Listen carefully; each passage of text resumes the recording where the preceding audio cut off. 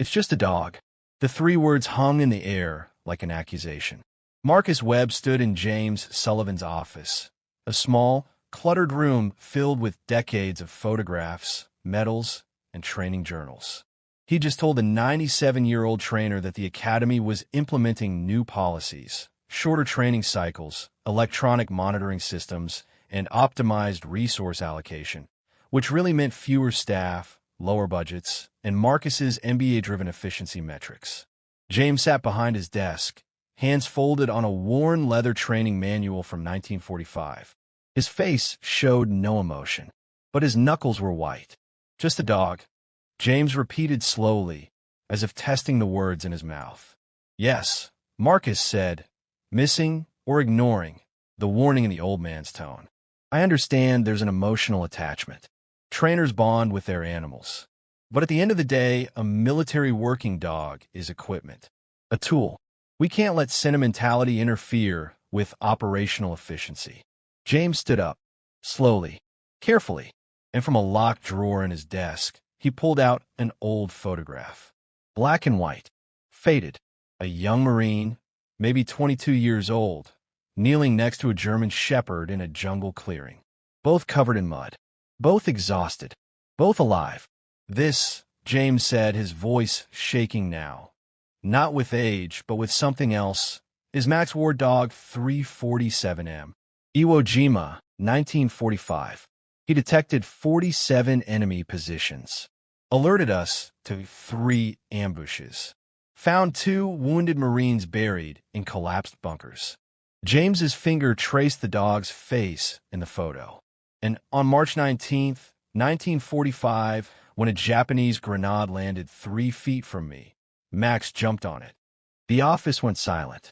He died instantly, James whispered. Saved my life and 3 other Marines. He was 2 years old. James looked up at Marcus, tears in his eyes. So when you say it's just a dog, Lieutenant, you're telling me Max was just equipment, just a tool. Marcus couldn't speak, couldn't move. Got out of my office. In the corner, a young member of the training staff, Sarah Chun, 26 years old, had frozen. She'd just joined the academy. She'd studied modern dog training, behavioral science, positive reinforcement, electronic methods. And she'd viewed old Jim, Mr. Sullivan, as just old school, kind but stuck in the past. But now she'd heard Max's story. And everything changed. Sarah pulled out her phone quietly. Maybe she should record this. Maybe people needed to know. Marcus left the office, face burning red.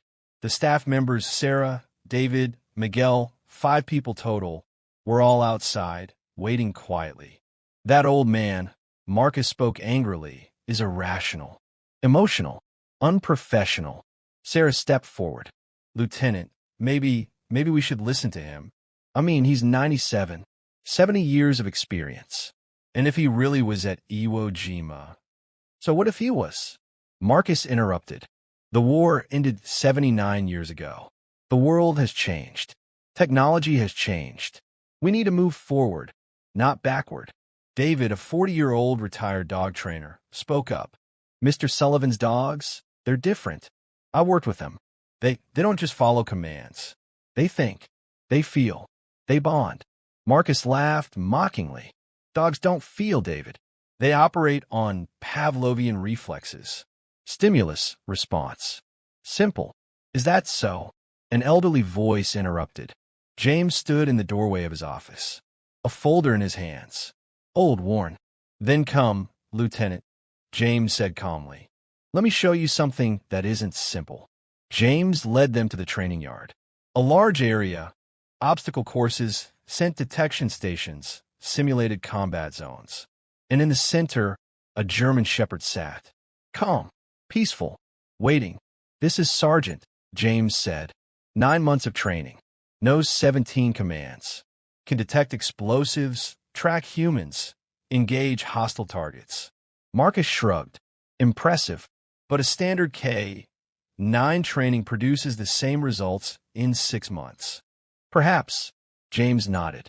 But you're missing something. James approached Sergeant, extended his hand. The dog stood, pressed his head against James's hand. James closed his eyes, took a deep breath.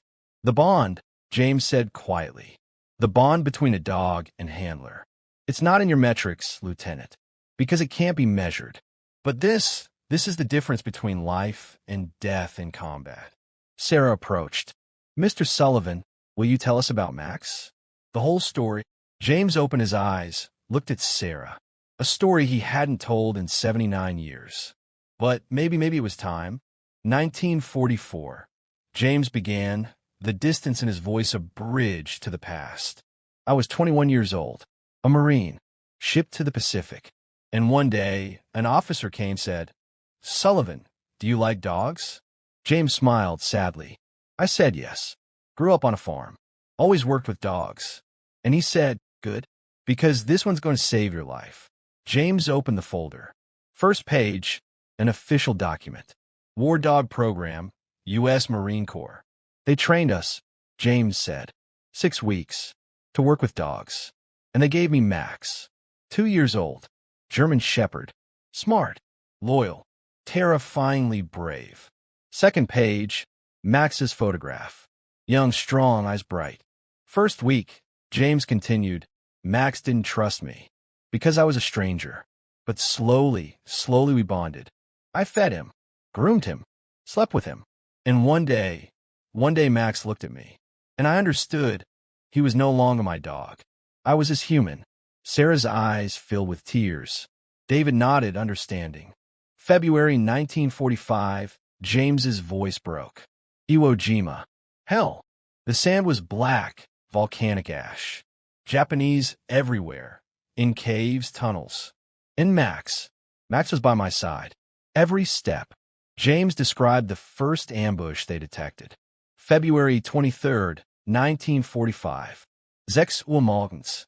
James and 3 Marines were climbing a hill. Max was ahead of them. Suddenly, James said, Max stopped. Ears up, nose raised. And he looked at me. That look said, danger. I crouched, whispered to the others, stop. And 30 seconds later, fire erupted from the hill. Japanese machine gun. If Max hadn't warned us, we'd all be dead. Marcus was quiet. For the first time, really listening. That day, James continued. Max found 7 enemy positions. Saved us from 3 ambushes. And at night, when I slept, he watched. Because he knew, if I'm awake, he can sleep. But if I sleep, he must watch. Sarah asked, how did you feel about Max? James smiled through tears. I loved him more than my own brother. Because Max saved me every day. And I thanked him every day. Then James told him about that day. March 19th, 1945. The last day. It was day 47, James said, his voice struggling. On Iwo Jima. Exhausted. Hungry. Scared. But alive. Max and me. Always together.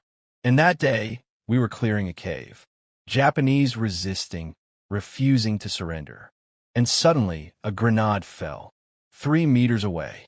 Everyone held their breath. I saw it, James whispered. Round, metal, fuse burning.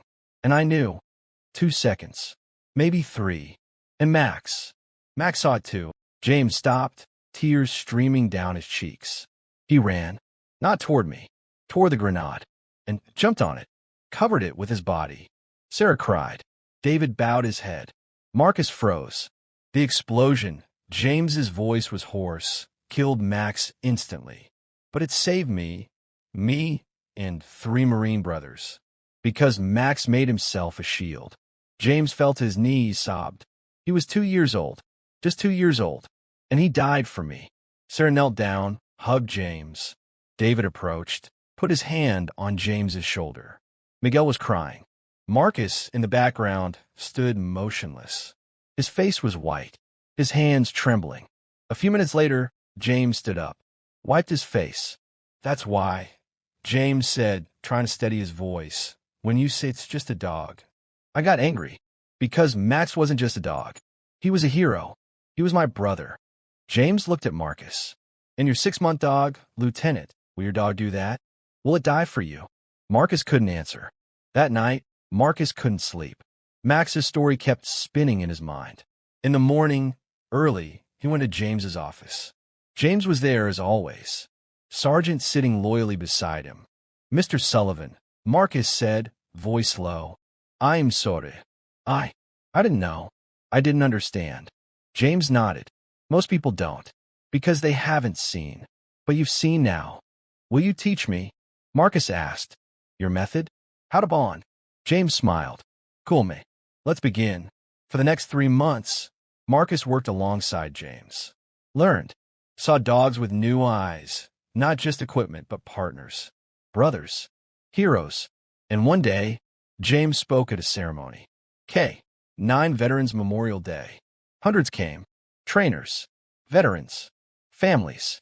James stood on stage, Max's photo in front of him.